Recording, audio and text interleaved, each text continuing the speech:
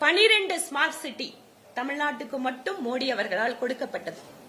இன்னைக்கு கோயம்புத்தூர் சுத்தி 7 குளம் எல்லாம் சீரமைக்கப்பட்டு இன்று அதிகமாக குளங்களை வைத்திருக்கக்கூடிய நகரமா நம்ம நகரம் இருக்குன்னா மோடி அவர்கள் கொடுத்த ஸ்மார்ட் சிட்டி திட்டம் காரணம். தமிழ்நாட்டில் மட்டும் 12 மெடிக்கல் காலேஜ், 11 மெடிக்கல் காலேஜ் குறைந்த காலத்துல ஒரு வருஷத்துக்குள்ள 11 மெடிக்கல் காலேஜுக்கு அனுமதி கொடுக்கப்பட்ட மாநிலம் என்றால் அது தமிழ்நாடு தான்.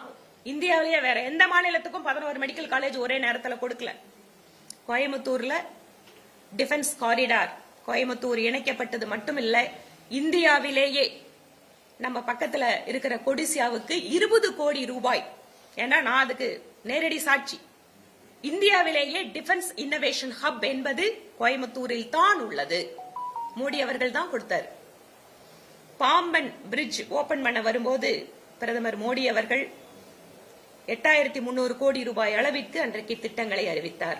எதுக்காக? நம்மளோட ரோடு, ட்ரெயின் கனெக்டிவிட்டி. ஏன் இன்று கோயம்புத்தூர்ல ஜங்ஷனை தாண்டி இந்த பக்கம் போத்தனூர், இந்த பக்கம் நார்த் கோயம்புத்தூர் ரயில்வே ஸ்டேஷன் இருக்கு. நீங்க எல்லாம் தெரியும். இன்னைக்கு 2 ரயில்வே ஸ்டேஷனும் டெவலப் ஆயிட்டு இருக்கு. இதெல்லாம் தமிழகத்திற்கு மோடி அவர்கள் கொடுத்தது. 12 லட்சம் குடும்பங்களுக்கு அனைவருக்கும் வீடு திட்டத்தில் தமிழகத்தில் வீடு கட்டி கொடுக்கப்பட்டிருக்கு. எல்லாருமே ஏழை மக்கள் இன்னைக்கு ஒரு நல்ல வீட்டுல குடியிருக்காங்க. நம்முடைய விவசாயிகள், ஏழை விவசாயிகளுக்கு இதுவரை 12,000 கோடி ரூபாய் நேரடியாக அவர்கள் வங்கி கணக்கிலே தமிழ்நாட்டு விவசாயிகளுக்கு கொடுக்கப்பட்டிருக்கு. ஏர்போர்ட், திருச்சியோட நியூ டெர்மினல் தமிழ்நாட்டுக்குள்ளதான் இருக்கு. அதையும் மோடி அவர்கள் தான் கொடுத்திருக்கிறார். இந்த மாதிரி இன்னும் ரோடு, ட்ரெயின், போர்ட் டெவலப்மெண்ட், இந்த மாதிரி 77 மாடர்னைஸ் ரயில்வே ஸ்டேஷன் ட்ரெயின்ல மட்டும் கொடுத்திருக்கிறது மோடி அவர்கள் தமிழ்நாட்டுக்கு. அது மட்டுமல்ல, 2004 இருந்து 14 வரை திமுக அங்கம் வகித்த யுபிஏ அரசாங்கம் என்ன தமிழகத்திற்கு 10 வருட காலம் கொடுத்தார்களோ அதை விட 3 மடங்கு அதிகமான நிதியை பிரதமர் மோடி அவர்கள் தமிழகத்திற்கு கொடுத்திருக்கிறார்.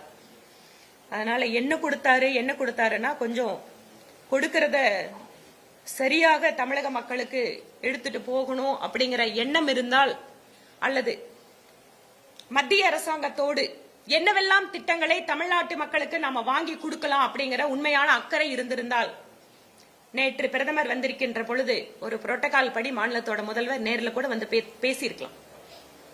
எலெக்ஷன் நெருங்கிட்டு இருக்கு, திருப்பியும் மோடி அவர்களுக்கு எதிராக நாம தமிழ்நாட்டு மக்களை திசை திருப்பலாம் அப்படிங்கிற டிராமாவுக்காக திமுக அரசு இந்த மெட்ரோ ரயில் திட்ட விவகாரத்தில் இரட்டை வேடம் போட்டுக் கொண்டிருக்கிறார்கள்.